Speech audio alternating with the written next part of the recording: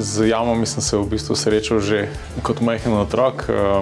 V bližini mojega doma so potekle arheološke raziskave in to me je takrat zelo pritegnilo. Že na svoji jamarski poti sem se soočal kot vsak jamar s tem, da sem v jamah opazoval odpadke v vhodnih breznih in to me je v bistvu vodilo tudi k temu, da sem hotel ta proces razumeti, da bi doumel, koliko dejansko je tega v nekem okolju.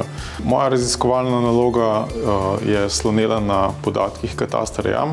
Katastar jam je v bistvu neka nacionalna zbirka podatkov o vseh registriranih jamah v Sloveniji. Se pravi, vse jame, ki so jih jamarji obiskali, o njih po svojem vedenju zapišejo vse informacije v samih zapisnikih. In med temi informacijami so tudi informacije o onesnaženosti.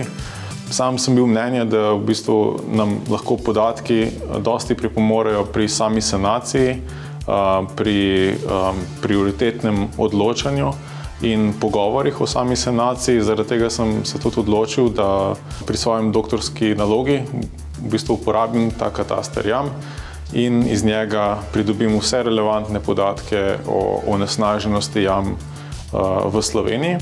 In to mi je v bistvu uspelo za približno polovico jam.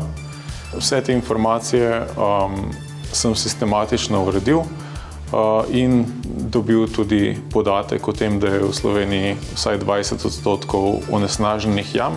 Pri tem se bo potrebno zavedati, da je ta številka zagotovo precej večja. Moje podatke so odločilno vplivali tudi izbira območij.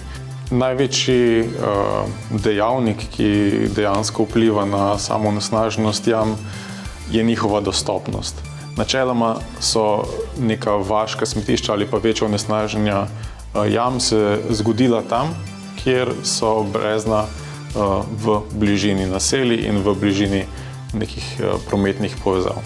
V nekaterih jamah najdemo tudi večje grafite in to povsem iznakazi nek naraven prostor in mu jemlje vrednost. Eden izmed ciljev tega projekta je pa tudi v bistvu oblikovanje pristopov za samo čiščenje. Kot nek recept, kako se neka organizacija oziroma jamarsko društvo ali pa tudi nek zasebni izvajalec loti samega čiščenja jam in s tem zadosti vsem zakonskim in varnostnim normativom za neko varno in primerno izvajanje tega dela.